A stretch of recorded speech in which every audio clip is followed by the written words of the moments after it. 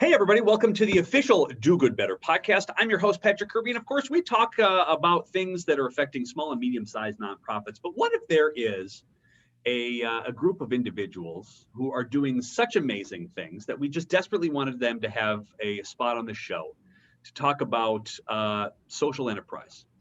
I've never been so excited to look forward to something that was on my calendar than I have with our guest today on the podcast. Karenlee, she is the CEO of Pioneer Human Services, is with us. They are one of the nation's largest social enterprise organizations in the country. We're going to talk about the criminal justice system today. We're going to talk about the legal system. We're going to talk about all things with her. I am ecstatic. Karen, thank you so much for being on the official Do Good Better podcast. It's a pleasure to be here. I'm very excited. All right, so if somebody's scrolling through iTunes, they're scrolling through Facebook, they see your face, they see Pioneer Human Services. Sounds interesting, but they might not know exactly what you do. Can you kind of give us a 5,000-foot view on what your organization does, who you are, and kind of how you got to where you are today? Certainly. Our organization, it was founded to help people that have been involved in the justice system have a better life. It's as simple as that. Our founder was incarcerated in 1960. He was an attorney that was an alcoholic, and he drank up his client funds. In our state, that's a felony, and it gets you charged in prison. And at that time, he went to a penitentiary in our state, and he entered AA, and at that time, volunteers would come into prisons to have AA group. When he was released from prison, he decided that he wanted to found a company to help other people like him, and Pioneer was born. And he was a really engaging personality that could attract people to his cause.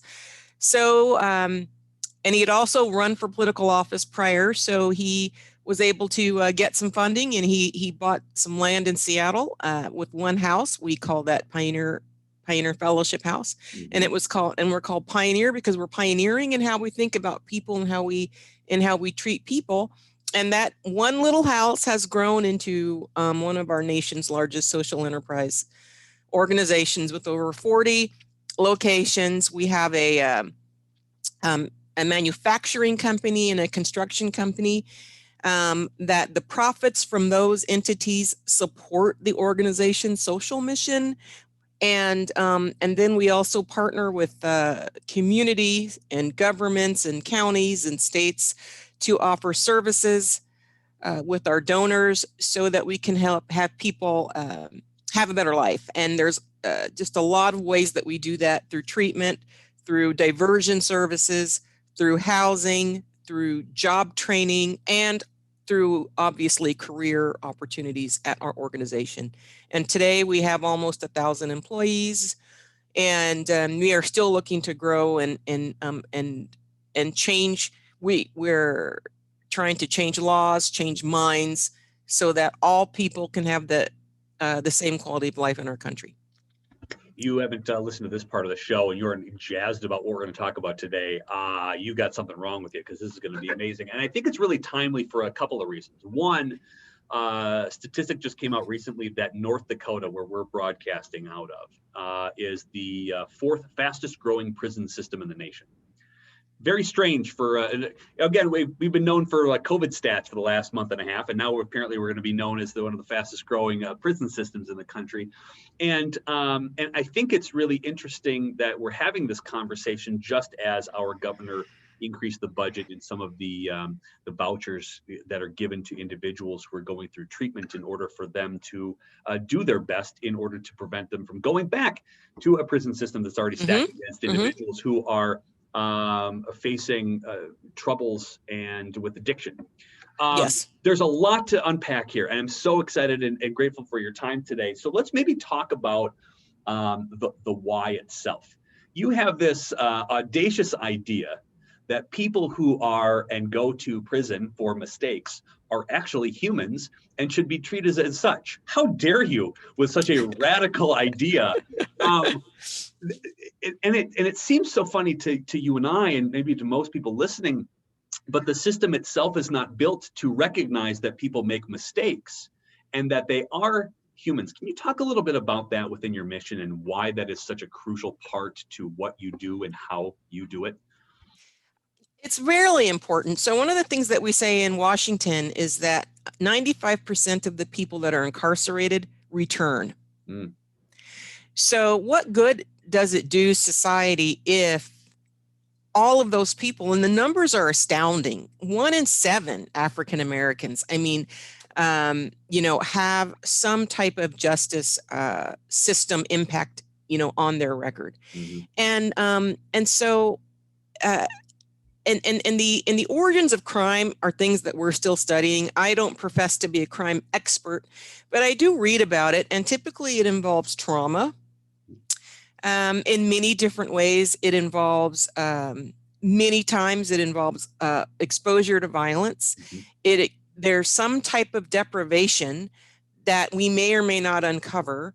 There may be some, for women in particular, almost 100% of women who are incarcerated have been abused. Mm-hmm. So to expect a person that's been exposed to trauma and trauma-like conditions in their early years to react in their adult years differently, I think it's ludicrous on our part. Mm-hmm. So as a society, what we need to do is have some empathy, and through our systems try to ask why, as opposed to structurally start kicking children out of school in the 1st and 2nd grade, where they then are unsupervised because maybe their parents are working, or maybe their parents have poor parenting skills. Mm-hmm. Or maybe their parents have an addiction. There's just many reasons. And then before you know it, by the time the child is 15, which is when their criminogenic risk is at its peak, then they're doing things like stealing from 7-Eleven. Next, we're going to start putting them in jail overnight, where they're around hardened individuals, and then they're going to learn more things. And then when they're there, they decide, okay, when I get out, I'm going to be better. They walk out, they try to get a job they can't, then they do what they know they can do. Or they will fall back into gang-like activity. And then the cycle becomes worse and worse and worse and worse and worse and worse and worse. And then you couple that with addiction. And then the person digs their way out of it when they're in their 30s, and they've had 3 or 4 jail stints by this point, and they don't have any job skills. They have children that they could be possibly supporting or parenting, and they're unable to do those things. And then it starts, this, if they are able to be employed, it's only at minimum wage, and it's not enough for them to feel good about themselves. And then you see shortened lifespans, and I can go on and on and on. Mm-hmm. Not a pretty picture. It's not. And then, again, the stresses of trying to get back up on your feet also sort of then spur additional sort of substance abuse. And then the cycle starts all over again. And it just gets back to this endless loop that then those who are not in the system look at it as, well, they can't just get out of their own way. Right. And so I love what you said about empathy. How can we, as groups of individuals who are not involved with the criminal justice system or not involved in the legal system, probably should be at some point. I mean, I spent my early 20s making dumb mistakes, but I never got caught. Mm-hmm. Right? So there's a difference here. And I think that's really something that we don't think about when we're trying to understand people or being purposefully empathetic, is you've done everything that other people are in jail for. You just didn't get caught. Good for you. Lucky you. But a lot of, I think, especially here in flyover country, when it comes to addiction, when it comes to, sort of low level sort of crime or whatever, you shouldn't have done that. You should have known better. How do we switch that mentality? I know we've got a list of things to chat about, but I'm so curious about this and how do we begin the conversation to open the doors to an empathetic conversation with people who are privileged enough to not have been in this situation in the first place, and understand that this is an epidemic in certain groups of individuals. How do you begin that conversation? I think you asked me several questions, so I I'm did. going to. I am terrible. I should be better in the podcast, just ask one question at a time. But there's so many that are layered on top of this, right? I mean, I feel like there's so much to chat about here. So the question I'm going to answer is, how can we be more empathetic? Yes. And I think that first, I'll be lighthearted and don't watch Law and Order. My, you know, my daughter and I'm a lawyer, and I'm hoping my daughter becomes a lawyer. And we would just sit and watch Law and Order. Dum, dum, dum. Right. We loved that show. We'd watch CSI. And did you ever think about how they portrayed the bad guy? You're going to go to Rikers forever. And I think, so the reason why I say that is, and those shows are popular. Right. When we watch those TV shows, we are reinforcing negative stereotypes about people that get lodged in our head. That those people are bad and those people are evil.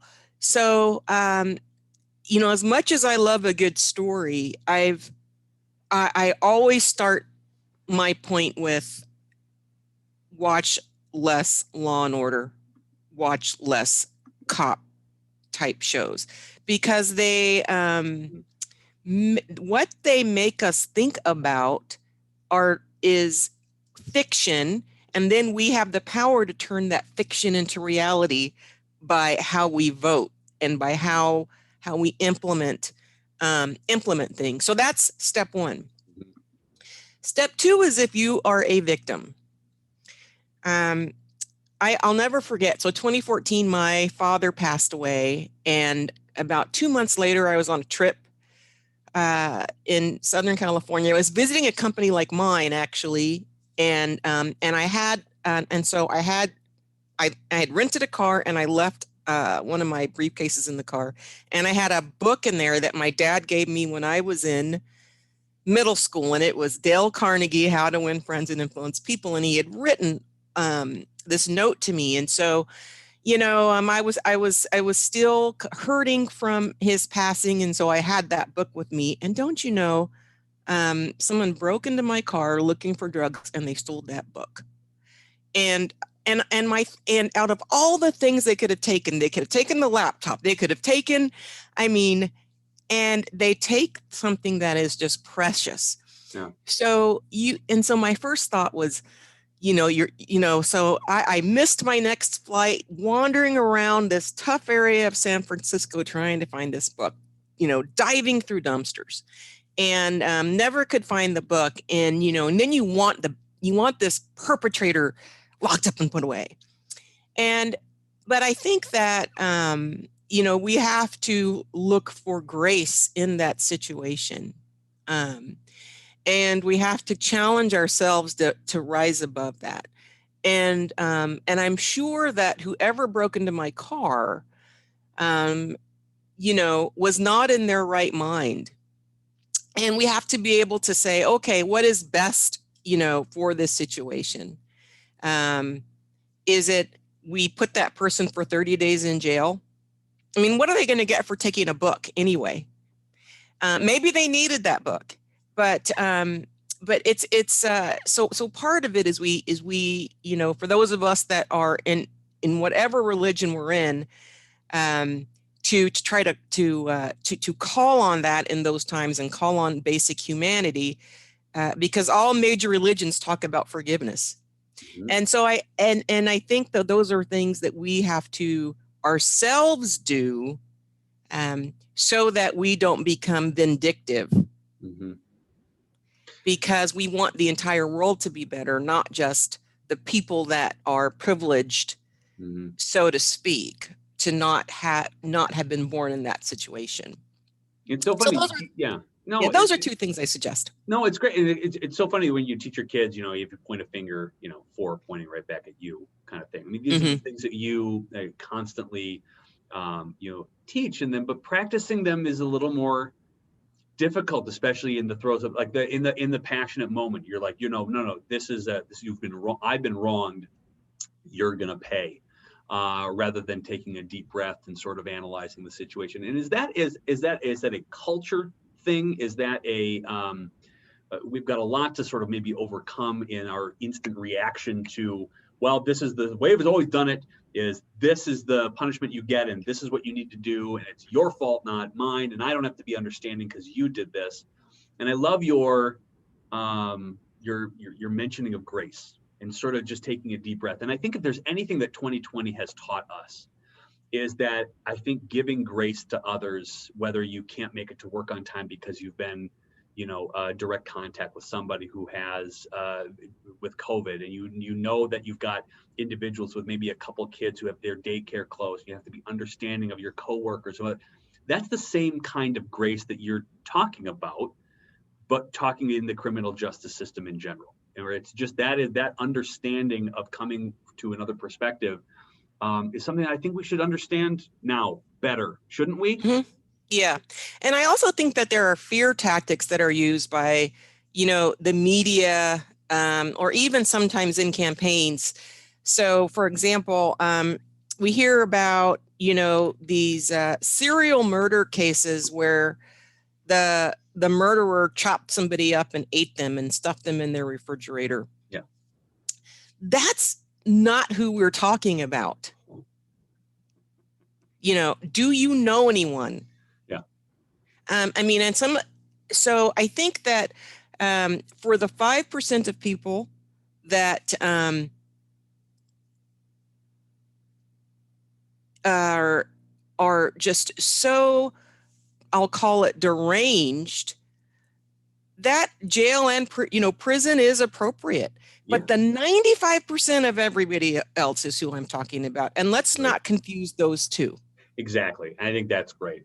Though you did mention Law and Order, and that is one of the shows that got me through college, I think. And one of the greatest lines, and I'll mention this because it's just the best line ever from Adam Schiff. And I will remember this from the day till the day I die, was when he talked about it.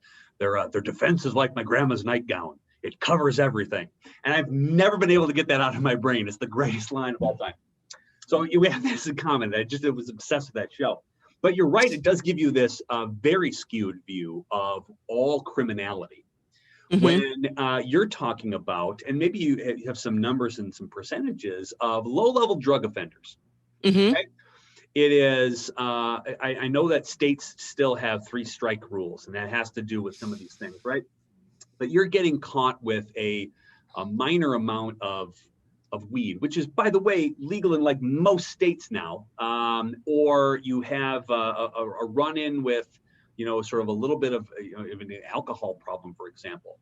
What percentages are those of individuals who are in our criminal justice system, or who are in prison for these very low-level things that, on paper, you're looking at it like, this doesn't make sense for what they're getting from a jail time?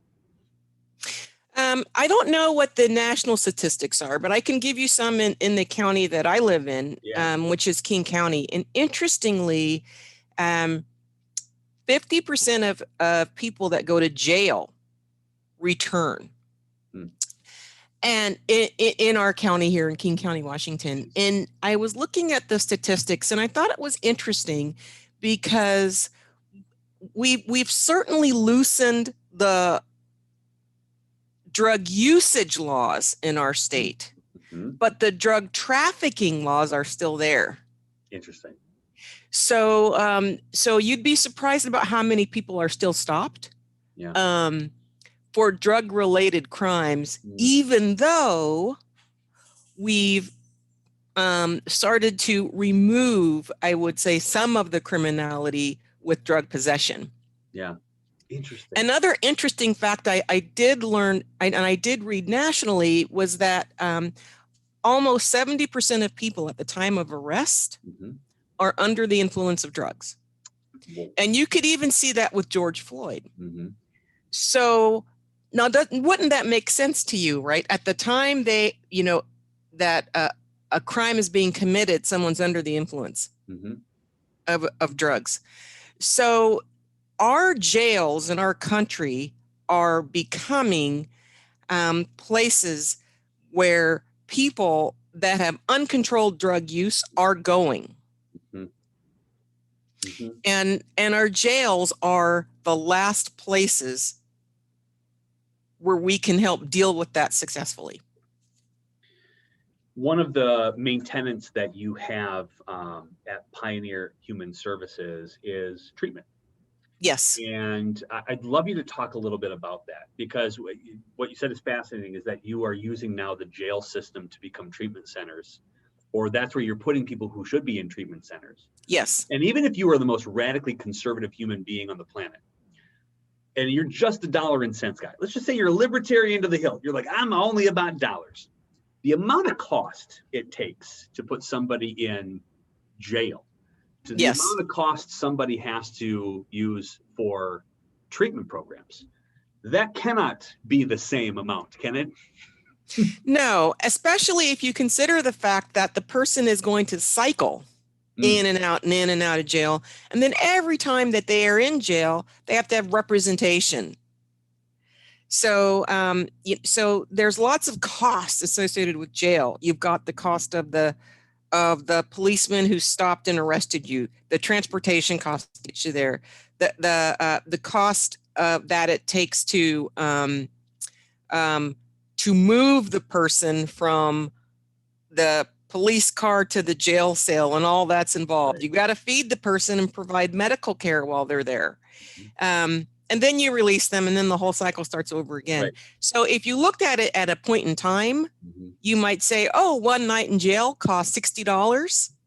But if that person is in jail 60 times, we're much better off with the treatment focus. Right. Yeah. And so how does Pioneer Human Services involve treatment in the programs? What does that look like from a programming services? Are you floor is yours on that topic. Treatment looks different in different places because the reentry process is community based. So what we try to do is to provide services that are in line with the values of the county that we're in. We find that's the most successful approach. Now that can't be something that everybody does. That has got to be so self-aware that each county has different issues. And what you're doing, and this is what so fascinates me about it, is you're not using a blanketed approach of this is how it should be done for everybody. Is that a unique, individualized approach to each county? Mm-hmm. Yes, I think that we have to, because we work hand in hand in partnership with the counties that we live in. Mm-hmm. And if we try to do it differently, we won't have the local support. Mm-hmm. So, so some counties that we are in really are trying to move more and more and more into the diversion space, which means we don't even want you to enter into the justice system at all. So can we divert you?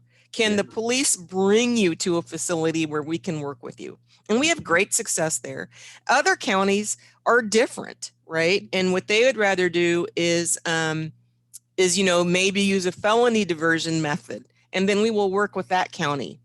Some counties or cities are what we call harm reduction. So that means as a provider that we have to follow their lead. So each of the geographic regions that we're in has a different personality, and what we have to do is to align with that. But as long as within that we can provide the most current evidence-based treatment that combines reducing criminogenic risk with addressing their unique needs, we can have success. That's what we believe. How you mentioned this at the top of our interview too, on how young some of this starts, right? With either a parent who has an addiction, and you've got kids who maybe probably shouldn't be alone for long periods of time, and that begins this cycle that you're seeing. How important is it for early intervention into some of these situations, and what can we do about that? Or maybe what is Pioneer Human Services doing to start at the start? It's interesting when you talk to some of our adult clients and you ask them, when did things kind of start for you? Most of them will talk about things that happened to them in their teens. Mm. Maybe they were involved in juvenile justice. Maybe something happened when they were 10. Maybe a parent died when they were 8 or 9. Or maybe they saw a murder or something, traumatic. Or maybe they were raised in an impoverished area where more violence was seen on a day-to-day basis. Sure. So I think that programs for young children are very important. And then I think when kids go to school and they start to act out, first and second grade, you read about this all the time, especially with boys of color, right? The teacher might suspend them. And then that suspension will become expulsion. And then you get this disenfranchisement from school. And so I think that one thing we will need to do is for our teachers to acknowledge that maybe the expulsion, that permanent expulsion from class, is there another alternative? So that we can keep that child in school. And each school district will have to come up with their own methodology, but that's a big part of it. I actually interviewed a class one time. We have our job training classes have about 14 students a class. We offer them once every 3 weeks. And one time I just, this is anecdotal. I just said, what happened with you?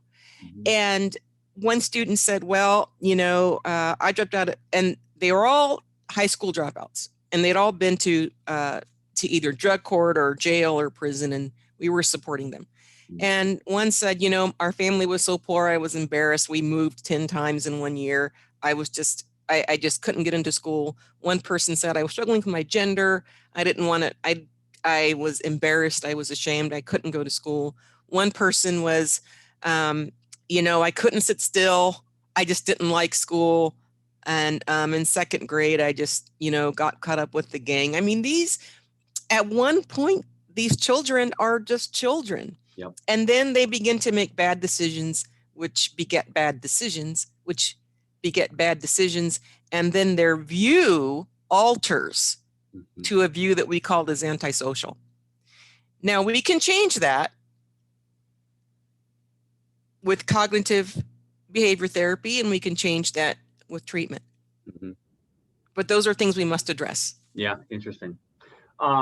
You also mentioned partnerships, and I'm Yes. so glad you did, because I think one of the things that in the nonprofit world that our groups are very scared about, and they're very hesitant about, is partnering up with other like-minded organizations because of either a fear of donors vanishing and going to another place, fear of losing your own identity and going to and individuals finding other folks who are maybe doing something different and more exciting than you.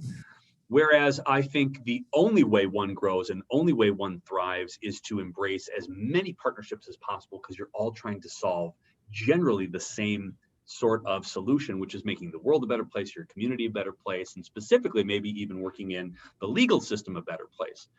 Talk to me a little bit about some of the strategic partnerships that you've developed that have been instrumental in you becoming such a great resource for your community. So the partnerships that we've really worked on, I would say, are in the legislative arena. And I do want to say, Patrick, I want to come back to nonprofits partnering, because I think that some of what you said is not as true as it may seem. Ooh, so yes. I would like to come back to that. Let's go. Yes. But with so for us, for example, we are very active from an advocacy perspective, and the problem is too big for us to solve by ourselves. Yeah. Right. Yeah. So what we've done is we've taken on one particular issue, which is around housing and justice, and trying to get laws passed that limit the ability of landlords to discriminate against people who have had an interaction with the legal system. So we also have partners that are working on sentencing reform. We have other partners that are working on prison conditions. We have other partners that are working on communication with prisons and how you're treated and access to medical care. And then we have other organizations that are working on allowing families to visit and collateral consequences. So there is no way that Pioneer by itself could address all these issues that have built up over time to make this pyramid of just almost like a fence that keeps people in. It's almost like a pyramid of bricks that we have to unbuild, debuild, tear down brick by brick. So it takes a number of us between the ACLU, housing advocates, reentry advocates. Here it's called civil survival. Across the country, it's Just USA Leadership. But there are local and national groups that we all have to say, okay, we'll take this piece, we'll take this brick. Yeah. And then we work together. I love that. Well, and then let's circle back, because I think, and from a perspective of just trying to figure out how to navigate some of these solutions, there's a lot of walls that go up around nonprofits. And so I love this, that we're gonna have a conversation about how do you see nonprofits not necessarily not searching for partnerships. That perspective, I think it needs to be heard by nonprofits who may be in that mindset in the first place. I think that nonprofits develop because they see a gap in service. Yes. And so it's not that they're trying to compete or not partner. They develop because you're not serving that gap. Yes. So so in our Seattle and King County, we have nonprofits that just focus on the population from Mexico that is Spanish speaking. And quite frankly, they're arrested at higher rates as well, particularly in Central Washington. And what they would say to Pioneer is, if your staff is not Spanish speaking, you're not serving our clients well. And they have a point. And then our response is that, for us to have language proficiency across all the languages, that would be something that we wouldn't be able to afford to do. So we have to partner with them. Yeah. Just like we have partners that are religious, specifically religious. And so we need that partnership. So I appreciate our partners because what they are trying to get at is a gap in services. Now, unfortunately, not enough people give. So there's a fear that there isn't enough resources, and all nonprofits are resource constrained. But it's not that we compete. What we do is we have what we call navigators. And when we intake someone, we'll say, okay, maybe this other nonprofit might be better for you. Now, if that nonprofit is at capacity, then we'll go on and we'll serve them the best we can. But that's more the picture of nonprofits. It's that they believe that this is the best way to serve this population, and you're not doing it good enough, nonprofit A. So nonprofit D needs to develop and do it. Created to fill the gaps that the government shouldn't, can't, or won't do. And exactly. That's been the system for the nonprofits forever. And I think I love that as a mindset of like, we're all strapped in sort of financial resources sort of thing. The easiest way to sort of get rid of that fear is to partner with other people and other organizations who are doing something similar to de-stress you in a certain area that they might be better expertise at. So you can focus on the stuff that you're really good at, and you can serve others even better. And then you don't have to stress yourself out on funding multiple programs that might not be in your wheelhouse because other people are doing that. And that's what I really love about your partnership statement there too, is showing and drawing a line between helping everything and then meeting a number of people that's to right. do just that. That's amazing. And culture is important. And culture is important. And so the YWCA has a program just for females. I think that's important to have, right? We have partners that just work with Spanish-speaking cultures. I think that's important to have. So what we try to focus on are people that want to have a career in a machine field. We focus on people that have substance use disorder, and we're proud of that. So I think it's important that we all do focus somewhere. You mentioned that from finding jobs and job resources is really one of the hardest things. I think people who are involved in the legal system at an early age and have a longer sheet than they probably should, and then getting that job, and like you mentioned earlier, it's like, well, the only thing you can get is an entry-level position, which doesn't pay the bills and doesn't help out in your long-term goals, because that stresses you to the hilt, because you probably have other things to pay for with, you've got families and that kind of thing. What are you doing? I'd love to hear kind of your involvement in job placement and in job creation, that you are in this social enterprise thing, which is just such a fascinating piece. How are you helping in that department? We have job training at 2 of our locations. Actually, it's more than that, but the signature programs are in 2 locations, Seattle and Spokane, and we help people find jobs. And what we'll do is we'll take a look at their work history and provide an assessment. If they've got work history, then we'll just really help them with interview clothing. We'll help them develop a resume. We'll help them deal with the resume gap, and then we'll help them with job finding tools. If the person hasn't worked ever legally and they haven't completed high school, then we put them in a 3 or 4 week job training class that really works on the barriers that a person has. So typically that person will need more services. We'll have to help them get identification, work on a driver's license, find a place to live, do a full health assessment, have a housing assessment, and also begin changing their thought process through CBT, cognitive behavioral therapy, so that we can move that person to make them more appropriate for the labor market. And then after they're placed, then we have 9 months of case management as our clients begin to make better decisions, right? It's a journey. Yeah. And so they have to have a resource to help them make decisions, because they haven't had to do that before, or they haven't made good decisions before. And so many of those decisions involve, okay, you finally, have a house. We've got all your, we haven't really talked about here just some consequences of incarceration, but one of it is child support bills that are high, and then also fines and fees. So the average, I would say, debt that we see is about $45,000. That's the average. And this is to a person that's never worked legally.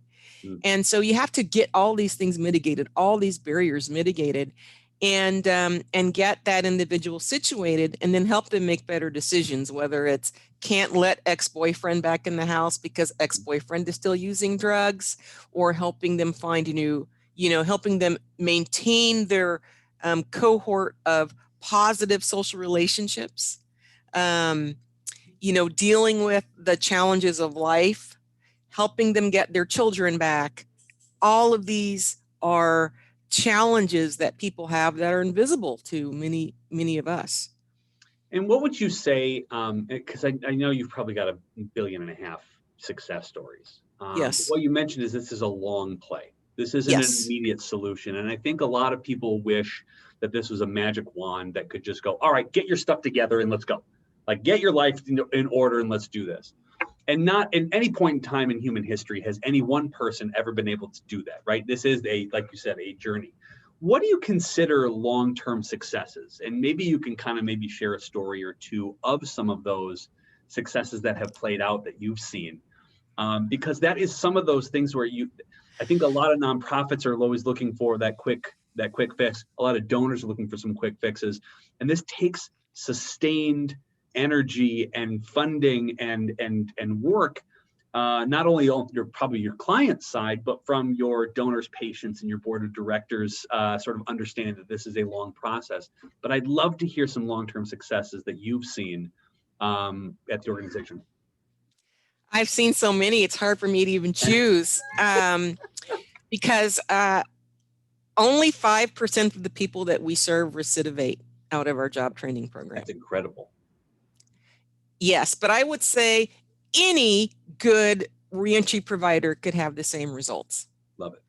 We're good, but anyone could do it if they did what we do. I believe that. So I think when I think about success stories, the people that come to mind are the people that I've watched them from the day they got to Pioneer. And then they may work for someone else today. But we have so many success stories. The general manager in our Pioneer Industries organization, which is our aerospace company, sure, has been formerly incarcerated. And today she's the general manager. The director of one of our largest residential treatment facilities at one point was a high school dropout with an addiction. So they just run the gamut, and